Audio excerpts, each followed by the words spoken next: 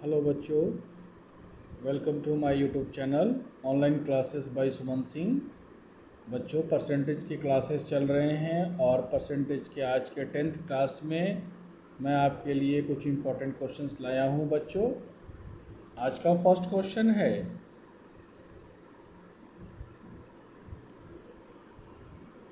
कि चीनी की कीमत 20%। बच्चों, यहाँ पे 20% की कमी ना बच्चों, 20% की कमी हो जाने के कारण 160 रुपये में 8 केजी चीनी ज़्यादा खरीदे जा सकते हैं। तब कीमत घटने से पहले चीनी की कीमत क्या थी? बच्चों, ऐसे क्वेश्चंस एग्ज़ाम्स में अक्सर देखने को मिलते हैं। बच्चों, कैसे सॉल्व करेंगे ऐसे क्वेश्चंस को? तो सबसे पहले हम लोग बात करते हैं बच्चों बेसिक मेथड, जो हम शुरू से पढ़ते भी आ रहे हैं। तो बेसिक मेथड जानना क्यों ज़रूरी है, चलिए हम लोग देखते हैं बच्चों। और बेसिक मेथड के बाद ट्रिक सीखने का कुछ मज़ा ही और होता है बच्चों। कहता है बच्चों कि चीनी की कीमत 20% की कमी, तो चीनी का प्रारंभिक कीमत हमें ज्ञात करना है। तो मान लो बच्चों कि चीनी का प्रारंभिक कीमत क्या था, x था, और नया कीमत क्या लेंगे हम, तो 20% की कमी हो रहा है तो x मल्टीप्लाई 80/100 ना बच्चों। 20 से 4 बार में और 20 से 5 बार में मतलब आएगा बच्चों कि 4x/5। मतलब पहले कीमत था x और अब कितना हो गया, 4x/5। टोटल खर्च कर रहा है 160 रुपये। तो 160 रुपये में उसे 8 केजी चीनी ज़्यादा खरीदे जा सकते हैं, 8 केजी चीनी ज़्यादा मिलता है। तो कैसे अरेंज करेंगे बच्चों इसको? तो 160 बच्चों डिवाइडेड बाय, तो 4x/5 रुपीज़ में तो चीनी ज़्यादा मिलेगा हमें। तो 4x/5 के रेट से अगर हम चलते हैं तो हमें ज़्यादा चीनी मिलेगा, माइनस 160/x के रेट से इक्वल टू हमारा वैल्यू कितना दिया हुआ है, दोनों का डिफरेंस 8 केजी है ना बच्चों। तो हम यहाँ पे लिख दिए 8। अब इसे सॉल्व कर देते हैं। तो 160 बच्चों multiply 5/4x minus 160/x equal to 8। 4 से 40 टाइम्स में और 45 ज़ा 200। आगे का सॉल्यूशन यहाँ है बच्चों, हम इसे लिख सकते हैं 200 माइनस 160/x। नीचे x और x का एलसीएम क्या लिखेंगे बच्चों, x और इक्वल टू 8 ना बच्चों। 200 में से 160 चला गया, 40/x इक्वल टू 8। 8 5 ज़ा 40, मतलब x इक्वल टू 5। मतलब पहले का जो कीमत था, चीनी कीमत घटने से पहले चीनी की कीमत क्या थी, तो 5 रुपीज़ पर केजी थी। ये हमारा आंसर आ गया बच्चों। नाउ अब ऐसे क्वेश्चंस को हम ट्रिक से कैसे सॉल्व करेंगे बच्चों, आगे देखते हैं। नाउ बच्चों, अब इस क्वेश्चन को हम ट्रिक से कैसे सॉल्व कर सकते हैं, आगे देखते हैं। हमें दिया हुआ है बच्चों कि 20% की कमी, मतलब -20% ना बच्चों। 20% माइनस मतलब 20/100 1/5 ना बच्चों। तो अब चूँकि -1 है तो आप लिख सकते हैं मूल मात्रा क्या होगा, 5 बच्चों।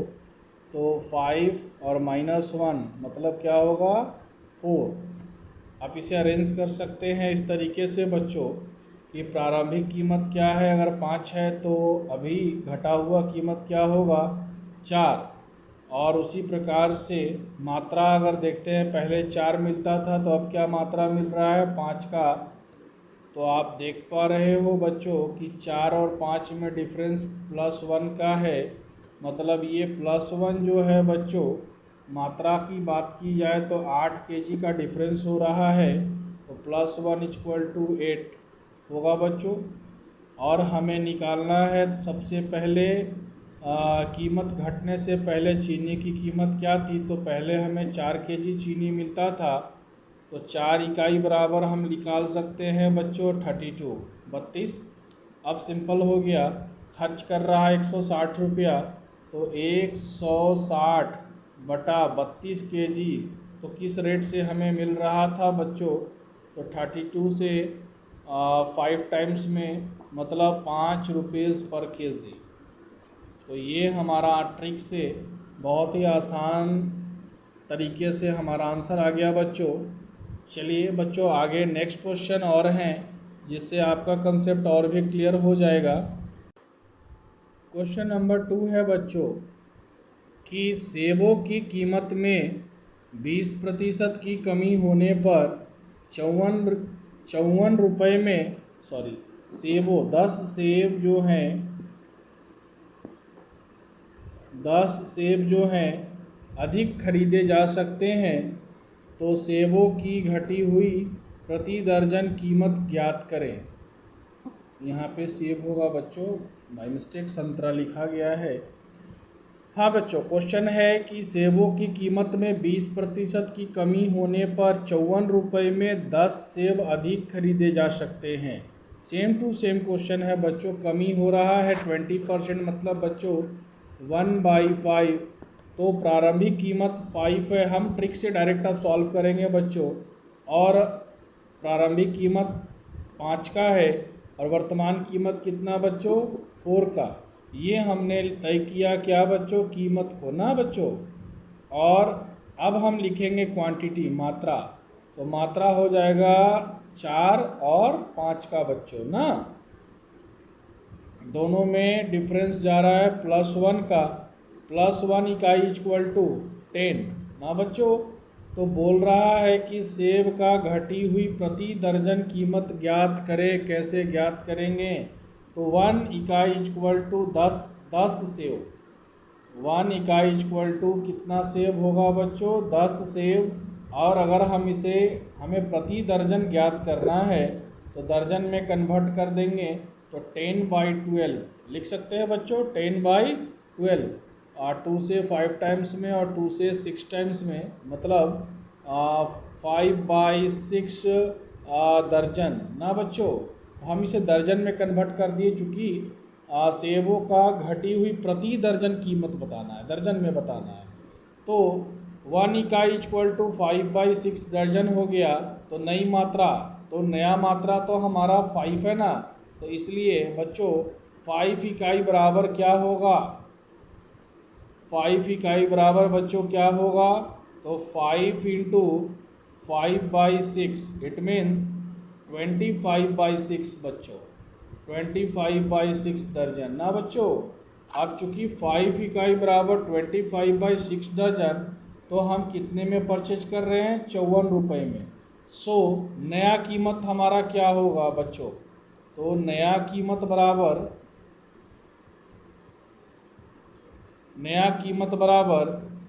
लिखेंगे बच्चों 54/25 मल्टीप्लाई 6 ऊपर चला जाएगा बच्चों।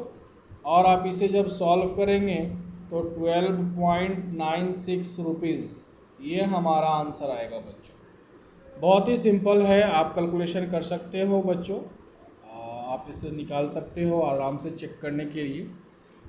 Now next question number 3। Question number 3 क्या कहता है बच्चों कि जब चावल की कीमत 10% कम हो जाती है, तब एक व्यक्ति 270 रुपये में 1 kg चावल अधिक खरीद सकता है। तब चावल की प्रति किलोग्राम मूल कीमत ज्ञात करें।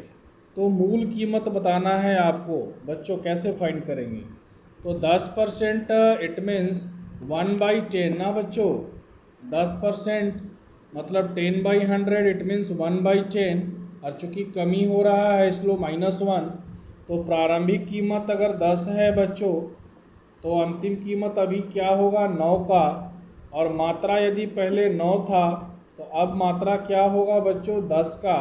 और बहुत ही सिंपल है, आप सब्ट्रैक्ट करके देखो, +1 इकाई बराबर हमारा 1 kg दिया हुआ है। डिफरेंस कितना का है 1 kg का, मतलब 1 इकाई इक्वल टू बच्चों 1 kg हो गया।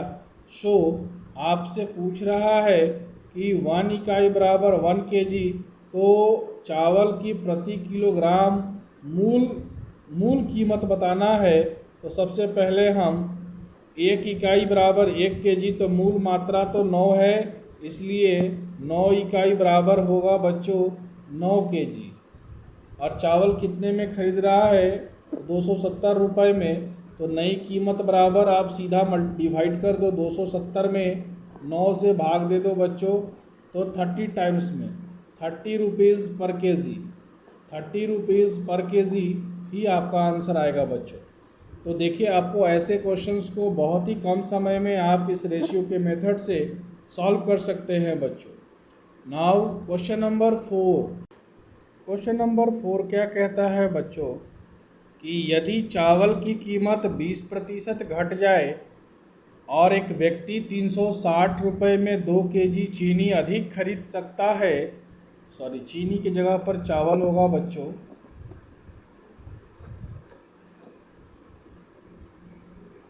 2 kg चावल अधिक खरीद सकता है, तो चावल की मूल कीमत और वर्तमान कीमत ज्ञात करें। ये टाइपिंग मिस्टेक है बच्चों।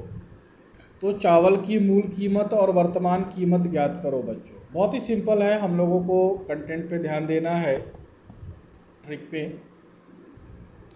20% इट मीन्स आपको पता है, अभी मैंने पीछे क्वेश्चंस में सॉल्व किए हैं, घट जाए मतलब 1/5 बच्चों, और चूँकि माइनस लगाएंगे घट रहा है, तो सबसे पहला काम आपको करना है, मूल कीमत यदि 5 है तो वर्तमान कीमत अभी कितना होगा 4, मात्रा 4 था तो अब मात्रा कितना होगा बच्चों 5 का, दोनों का डिफरेंस 1 का, तो 1 इकाई बराबर हमारा क्या आ रहा है बच्चों, तो 1 इकाई बराबर हमारा डिफरेंस हमारा 2 kg चावल का है, तो 1 इकाई बराबर हम लिख सकते हैं बच्चों 2 kg।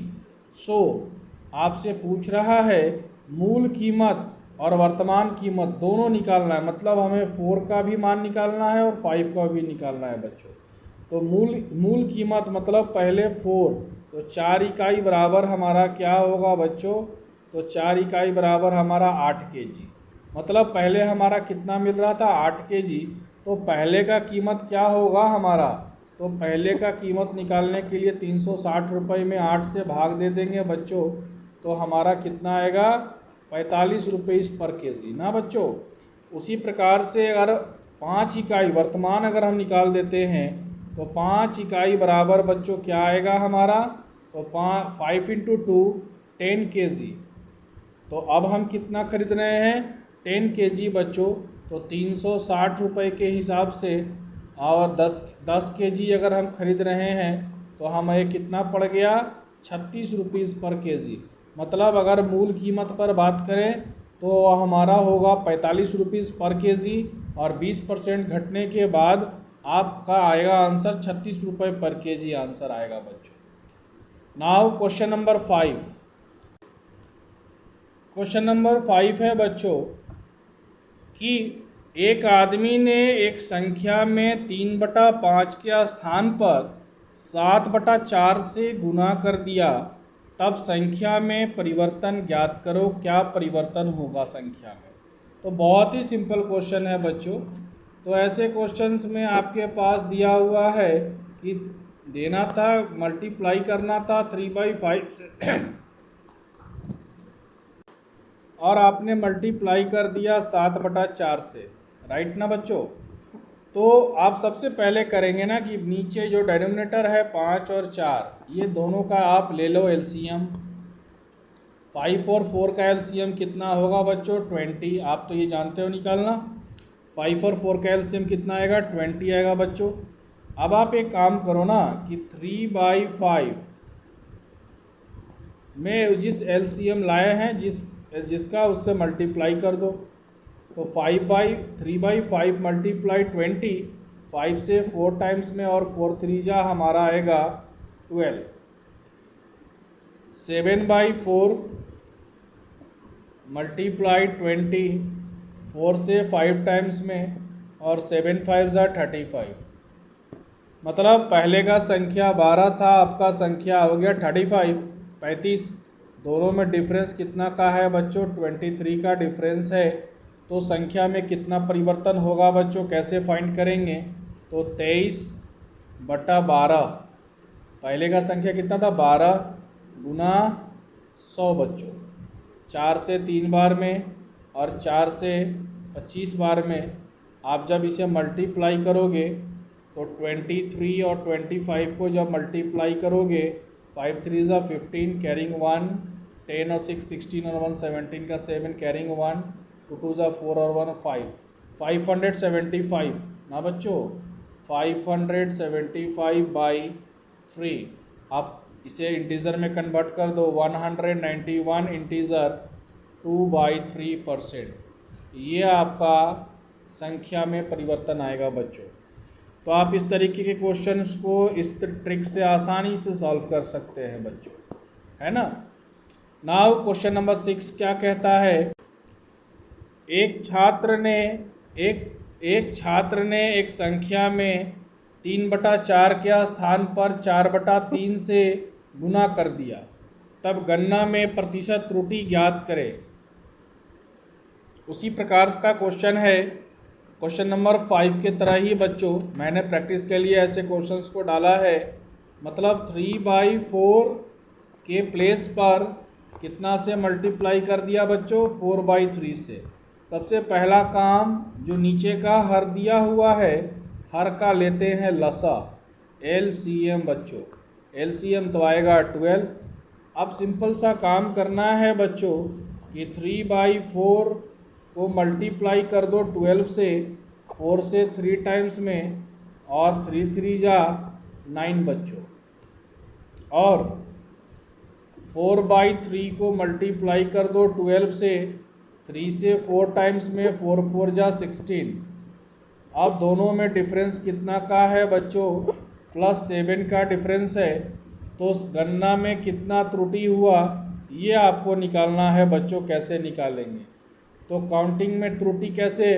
तो 7 की त्रुटि है ना बच्चों, 7/16। मतलब पहले अभी तो 16 आया ना, कितना ज़्यादा आया, तो हमें कंपेयर तो 16 से करना है ना। 7/16 मल्टीप्लाई 100, 4 4 जा 16, एंड 4 से 25 टाइम्स में, और 25 8 7 जा 175/4।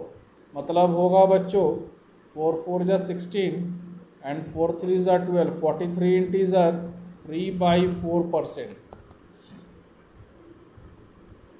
ये हमारा आंसर आ गया। मतलब गणना में कितने परसेंट की त्रुटि होगी? 43 इंटीजर 3/4% की त्रुटि होगी बच्चों। आई होप आज का क्लास आपको काफ़ी पसंद आया होगा बच्चों। So please like and subscribe my YouTube channel online classes by Suman Singh. Thank you बच्चों।